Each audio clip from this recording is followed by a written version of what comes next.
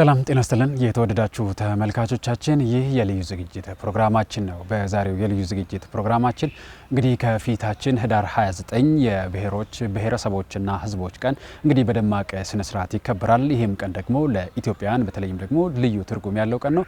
የአንድነትና የነጻነት ተምሳሌትም ቀን ተደርጎ ነው የሚወሰደው። ምናልባትም ደግሞ እኛም እዚህ ጉዳይ ላይ እንግዳ ጋብዘናል። እንግዳችን ዶክተር ኢሬሶ ነጊ በኦሮሚያ ስቴት ዩኒቨርሲቲ የፋይናንስና ማኔጅመንት ጥናት ኮሌጅ ዲን ናቸው። ከሳቸውም ጋር ምናልባትም ስለ ብሔር ብሔረሰቦችና ህዝቦች ቀንና አጠቃላይ ደግሞ ከፌዴራሊዝም ስርዓቱም ጋር ያለውን ጉዳይ እናወራለን። እናንተም ቆይታችሁን ከኛ ጋር እንድታደርጉ ከወዲሁ ጋብዛችኋለን። መልካም ቆይታ ይሁንላችሁ ከኛ ጋር። ዶክተር እርሶም ጊዜዎትን ሰውተው ይህንን ቃለ መጠይቅ ከኛ ጋር ለማድረግ ስለፈቀዱልን እጅግ አድርገን እናመሰግናለን። እኔም አመሰግናለሁ።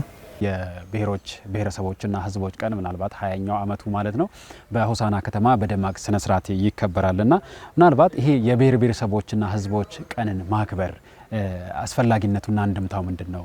የዚህንስ አመት ምንድነው ከሌሎቹ ለየት የሚያደርገው ከሚለው እንነሳ እስኪ። ህገ መንግስቱ የጸደቀበትን ቀን እንደ መታሰቢያ ማክበሩ ጠቀሜታው ምንድነው?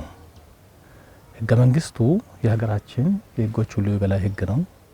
ብሔር ብሔረሰቦች ህዝቦች በአንድነት እንደ ሀገር ገዢ የሆነ የበላይ ህግ በመሆኑና ይሄ ህገ መንግስት ተዘጋጅቶ እስከሚጸድቅበት ድረስ በህብረተሰቡ ተወካዮች ከየህብረተሰቡ ክፍል ተወካዮች የተሳተፉበትና በዚህም አግባብ የሀገራችን የብሔር ብሔረሰቡ እንደ ሀገር አንድ የሚያደርግን ህግ የጸደቀበት በመሆኑ በዚህ በመታሰቢያነት ይከበራል።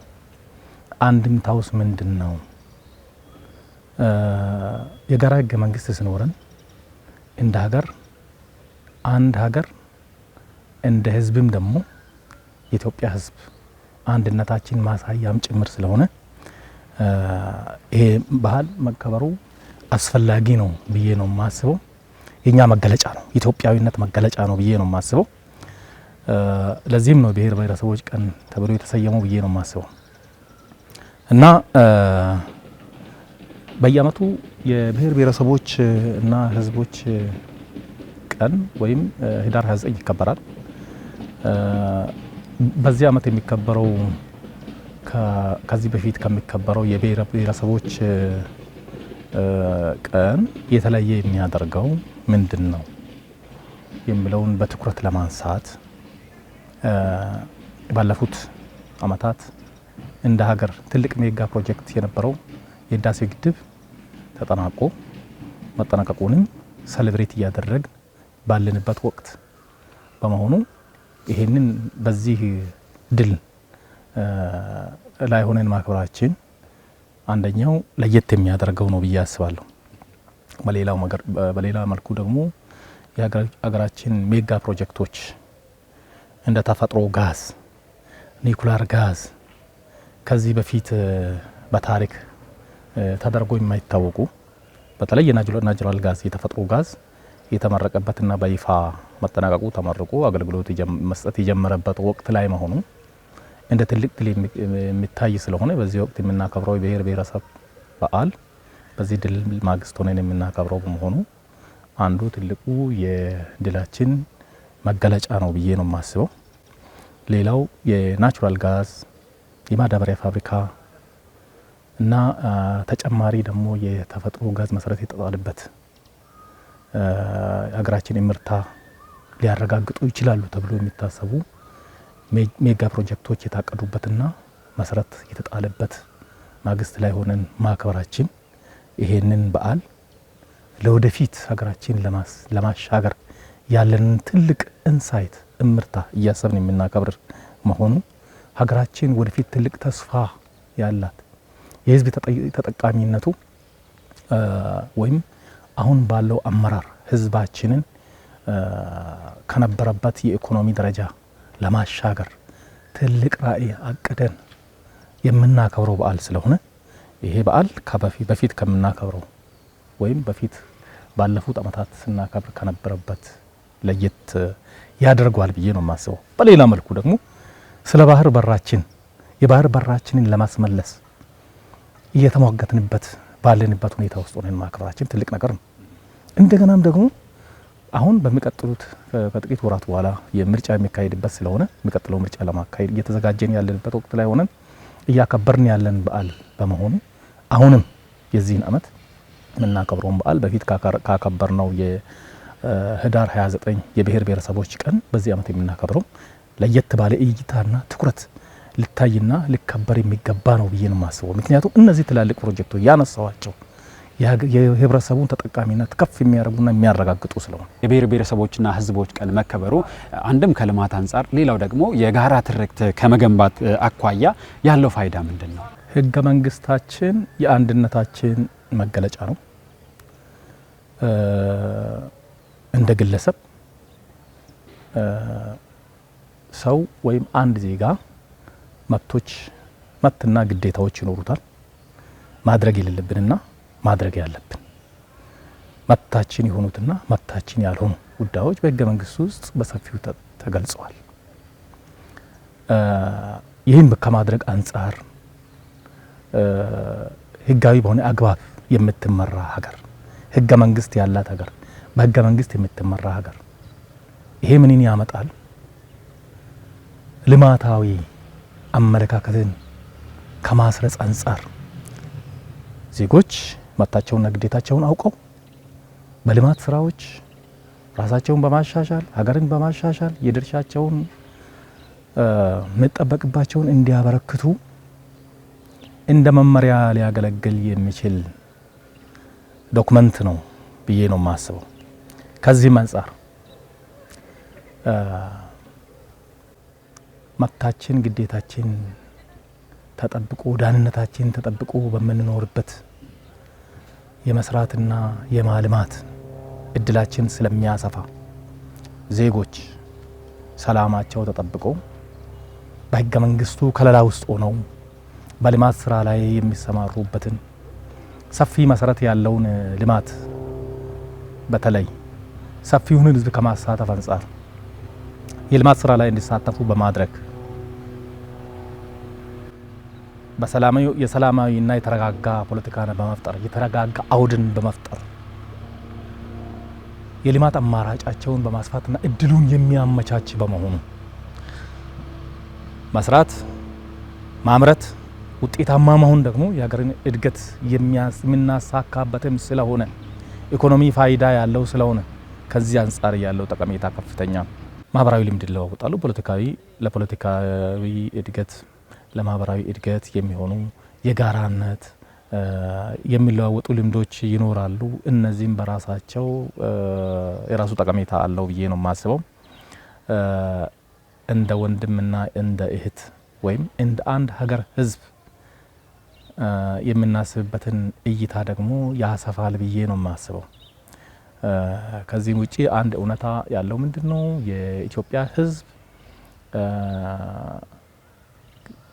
ወይም በኢትዮጵያ ውስጥ ብሔር ብሔረሰቦች ያሉ ቢሆንም አንደኛው ከአንደኛው ጋር የሚተሳሰርበት፣ በስጋም የሚተሳሰርበት፣ በባህል የሚተሳሰርበት፣ በኢኮኖሚ የሚተሳሰርበት ሁኔታ አለ። በተጨባጭ በመጋባት ዝምድና ተፈጥሯል። አንዱ ብሔር ከሌላ ብሔር ጋር በመጋባት ዝምድና ተፈጥሯል። አንዱ ብሔር ከሌላው ብሔር ጋር በገበያ በንግድ ሽርክና አብሮ በመስራት አንዱ ከአንዱ የሚተሳሰርበት ሁኔታ አለ። በሌላ መልኩም በሌሎች ማህበራዊ ህይወትም በደስታ በሀዘን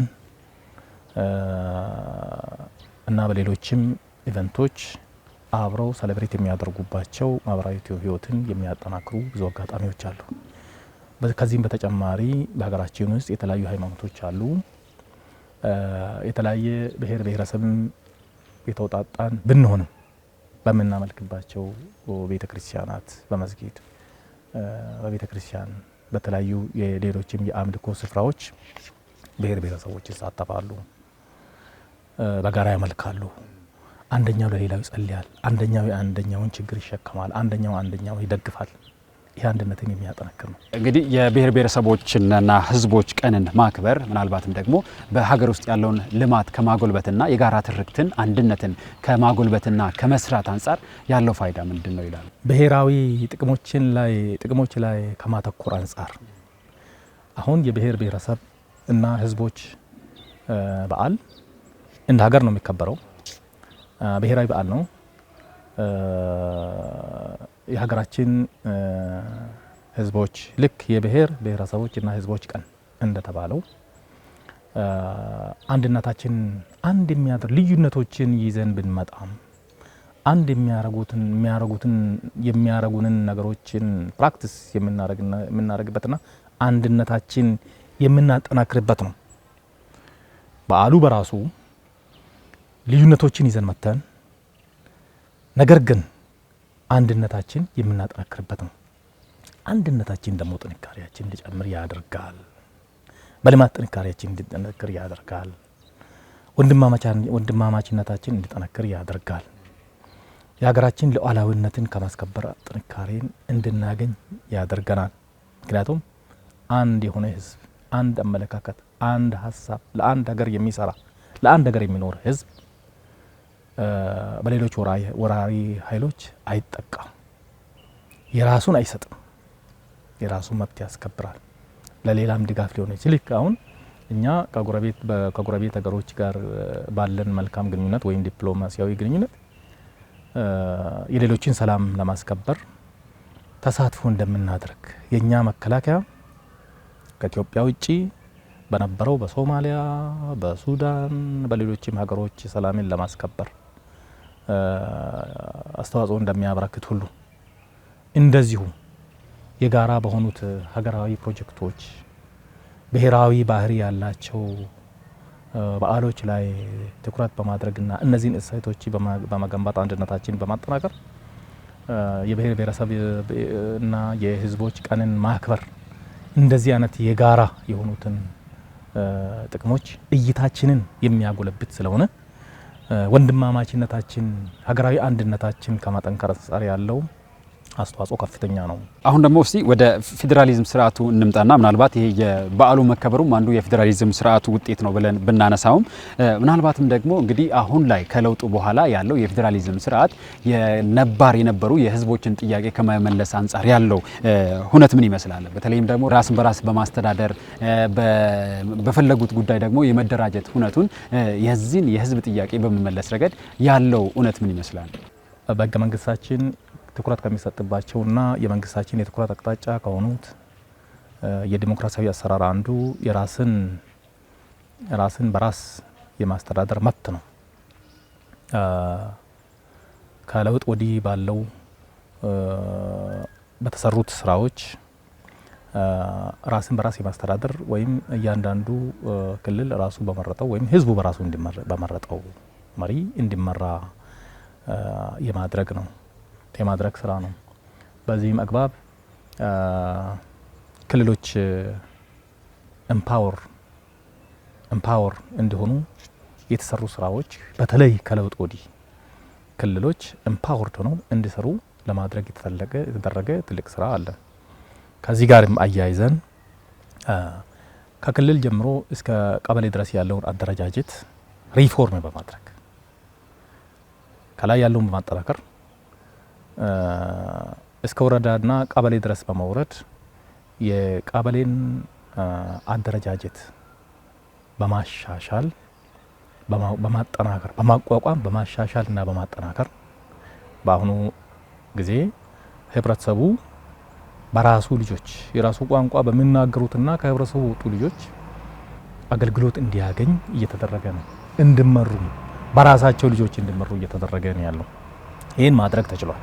የህዝቡን ማህበራዊ ኢኮኖሚያዊ ተጠቃሚነት ለማጎልበት እየተሰሩ ያሉት ስራዎች እንዴት ነው የሚቃኙት? ቀደም ሲል አጋር የነበሩት እንደ አጋር ሲታዩ የነበሩት የሶማሌና የአፋር ክልል ተወካዮች አሁን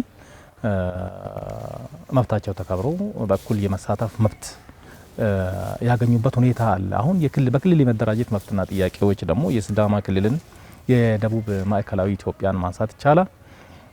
እነዚህን የህዝብ ጥያቄዎች በአግባቡ የመመለስ ስራዎችና የመደራጀት መብታቸውን በተጨባጭ የማስከበር ማሳያዎች ናቸው ብሎ ማንሳት ይቻላል። የመደመር እሳቤው ሀገር በቀል ፊሎሶፊ ማለት እንችላለን። ሀገር በቀል ፊሎሶፊ በክቡር ጠቅላይ ሚኒስትራችን አመራርነት አሁን ከለውጥ ወዲህ በስራ ላይ ወይም እየሰራንበት ያለው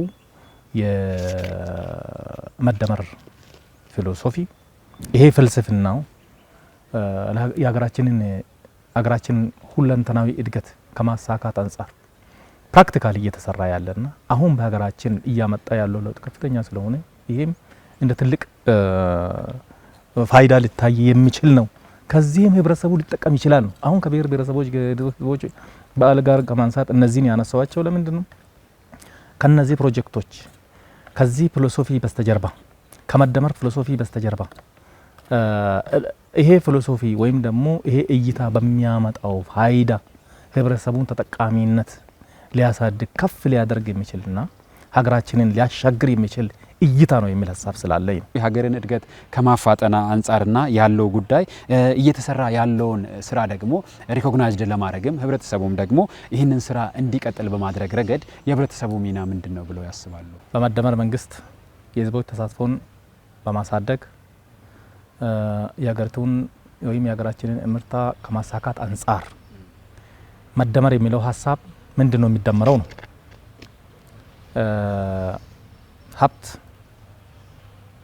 ሀብት ነው የሚደመረው፣ የታወቀ ነው።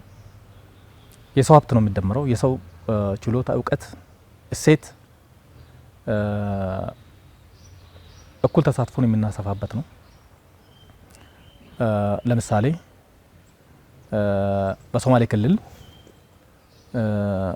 የተፈጥሮ ጋዝና ነዳጅ ማዳበሪያ ፋብሪካ እዛ ያለው ሀብት መገለጫው ቢሆን ከቦረና የቦረና ሻክሶ ወርቅ እንደገና ወለጋ አማራ ክልል ያለው የብረት ማዕድን በተናጠል እያንዳንዱ በየአካባቢው ያለውን ሀብት ይዞ ከሚነሳ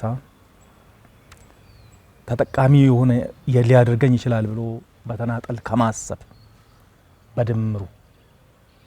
በድምሩ እንደ ሀገር እነዚህን አንድ ላይ ብናመጣ በአማራ ክልል ያለውን የፋሲል ግንብ ላሊበላ ላይ ያለውን እሴት እንደገናም ደግሞ በባሌ የሶፍ ዑመር ዋሻ አካባቢ የምናገኘው የተፈጥሮ ሀብት እዛ አካባቢ ያለው እሴት፣ በቦረና ያለው የገዳ ሲስተም፣ በትግራይ ክልል ያለው አክሱም፣ እነዚህ እንደውም በባሌ ያለው የድሬ ሼክ ሁሴን ትልቅ ሀገራዊ ሀብቶችና እሴቶች ናቸው። በየተናጥላቸው በየክልላቸው እንደ ሀብት የሚቆጠሩ ቢሆንም በተናጥል ካላቸው ዋጋ የበለጠ በአንድነት እንደ ሀገር በአንድነት አቀናጅተን የሀገር ሀብት አድርገን ብንመራው የተሻለ የህዝቡን ተጠቃሚነት ከፍ ሊያደርጉ የሚችሉ ናቸው። የመደመር ህሳቤው በሀገሪቷ ውስጥ ያለውን ሀብት፣ የሰው ሀብት፣ የተፈጥሮ ሀብት፣ ቴክኖሎጂውን፣ እውቀቱን በማቀናጀት ለሀገር ልማት ከማዋል አንጻር በዚህም አግባብ ደግሞ አሁን ባለው የመደመር ህሳቤና ብልጽግና የሀገር ብልጽግና ከማሳካት አንጻር ወደዛ ግብ ይሄን በማቀናጀት ወደዛ በመምራት የሀገሪቷን ኢኮኖሚ እድገት ማሳካት ይቻላል፣ ሀገራችንን ማሻገር ይቻላል። እዚህ ላይ ትልቅ ተስፋ ሰጪ ፕሮጀክትና እይታ ነው የሚል ሀሳብ ነው ያለው። ለሰላም አንድነት፣ ወንድማማችነት መከበር እንዲፈጠር ምን መደረግ አለበት የሚለውን ሀሳቤ ምንድን ነው የሚጠበቅብን ነው። ከዜጎች ምን ይጠበቃል፣ ከማን ምን ይጠበቃል የሚል ነው መሰረታዊ ጥያቄው ብዬ የማስበው። እንደ መንግስት ብሔራዊ ጠቀሜታ ያላቸው ፕሮጀክት ላይ ትኩረት ማድረግ አስፈላጊ ነው ብዬ ነው የማስበው።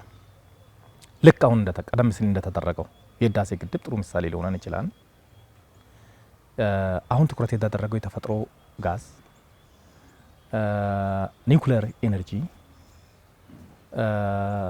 ሌሎችንም ማንሳት ይቻላል። አሁን ያነሳዋቸው ቅድም ያነሳናቸው ፕሮጀክቶች ሀገራዊ ወይም ናሽናል ፓርኮች ሀገራዊ ፋይዳ ያላቸው የናሽናል ፓርኮች ሀገራዊ እይታ ያላቸው ብሔራዊ ጠቀሜታ ያላቸው ትላልቅ ሜጋ ፕሮጀክቶች ላይ ትኩረት ማድረግ አስፈላጊ ነው እንደ መንግስት። ሌላው ከአመለካከት አንጻር ትርክቶች ከፋፋይ ትርክቶች ላይ ትኩረት ከማድረግ ይልቅ አንድ የሚያደርጉ ብሔራዊ አንድነትን የሚያጠናክሩ ትርክቶች ላይ ትኩረት ማድረግና እነዚያን እሴቶች እየገነቡ መሄድ አስፈላጊ ነው እንደ መንግስትም እንደ ህዝብም እንደ ግለሰብም። እንደዚህ አይነት እይታዎች ሀገራዊ አንድምታን የሚያጠናክሩ ትርክቶች ላይ ፎከስ ማድረግ ትኩረት ማድረግ አስፈላጊ ነው የሚል ሀሳብ ነው ያለን። ሌላው የተጀመረው ሀገራዊ ምክክር አሁን የተጀመረው ሀገራዊ ምክክርን ማጠናከር አጠናክሮ በመሄድ ችግሮችን በመነጋገር በሰላማዊ መንገድ በመነጋገር መፍታት አስፈላጊ ነው የሚል ሀሳብ ነው ያለኝ። ሌላው የተጀመረው የሰላም አማራጭ በሀሳብ ልዩነት በተለያየ ቦታ ያለውን የሀሳብ ልዩነት በመነጋገር አሁን እንደተጀመረው በሰላማዊ መንገድ መፍታት በመነጋገር በኃይል እርምጃ ወይም የኃይል እርምጃን ከማስቀደም ይልቅ በመነጋገር በሰላማዊ መንገድ መፍታት አስፈላጊ ነው የሚል ሀሳብ ነው ያለኝ። ምናልባትም ደግሞ ወደ መጨረሻው ልምጣና በተለይም በሀገር ውስጥ አንድነትን፣ ወንድማማችነትን፣ ሰላምን ለማስፈን እየተካሄዱ ባለው ስራ ውስጥ ደግሞ የህዝቡ አሊያም ደግሞ አጠቃላይ የሁሉም ባለድርሻ አካላት ምን መሆን አለበት ይላሉ? ከፌዴራል እስከ ቀበሌ ያለውን የህዝብ አደረጃጀት ማጠናከር አስፈላጊ ነው የሚል ሀሳብ ነው ያለኝ። እንደተጀመረው የጸጥታ አካላትን ማጠናከር አስፈላጊ ነው። አየር ኃይሉን ከማጠናከር ማዘመን፣ ቴክኖሎጂን ማስታጠቅ አስፈላጊ ነው። መከላከያን ማጠናከር አስፈላጊ ነው። ሌሎችንም አሁን ያልጠቀስኳቸውን የጸጥታ አካላትን ማጠናከር አስፈላጊ ነው የሚል እይታ ነው ያለኝ። ሌላው የህግ በላይነትን ማስከበር ነው።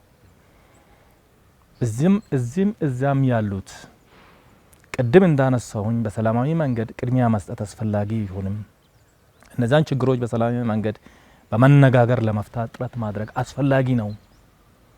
ነገር ግን በየደረጃው እንደየሁኔታው የዜጎችን መብት ማስከበር፣ ዳንነት፣ የዜጎችን ሰላም ዳንነት መጠበቅ አስፈላጊ ስለሆነ የሀገራችንን ልዑላዊነት ማስከበር አስፈላጊ ስለሆነ የህግ በላይነትን ማስከበር አስፈላጊ ነው።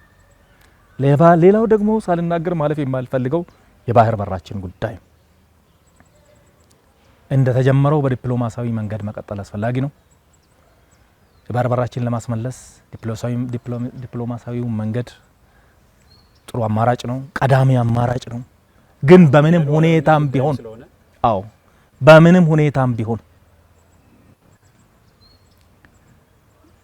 በድርድር በዲፕሎማሲያዊ መንገድ በሰላማዊ መንገድ ለማስመለስ የባህር በራችንን ለማስከበር የተጀመረው ሂደት አስፈላጊ ቢሆንም ግን በምንም አማራጭም ቢሆን የባህር በራችንን የማስመለሱ ጉዳይ ተጠናክሮ ሊቀጥልበት ይገባል። ዶክተር ኢሪሶ ነጊ በኦሮሚያ ስቴት ዩኒቨርሲቲ የፋይናንስና ማኔጅመንት ጥናት ኮሌጅ ዲን ከኛ ጋር ይህንን ጊዜ ስላሳለፉ ስለ ፈቃደኝነቶም እጅግ አድርገን እናመሰግናለን። እኔም አመሰግናለሁ። የተከበራችሁ ተመልካቾቻችን ከዶክተር ኢሪሶ ነጊ ጋር የነበረን ቆይታ ይህንን ይመስል ነበር። እናንተም ስለተከታተላችሁን እጅግ አድርገን እናመሰግናለን። አንዳች ነገርም ከውስጡ እንዳገኛችሁ ተስፋ እናደርጋለን። ቀሪ የኦቤን ሆርን ኦፍ አፍሪካ ዝግጅቶች ደግሞ የሚቀጥሉ ነው የሚሆኑት። እኛው በዚህ ፈጽመናል። መልካም ጊዜ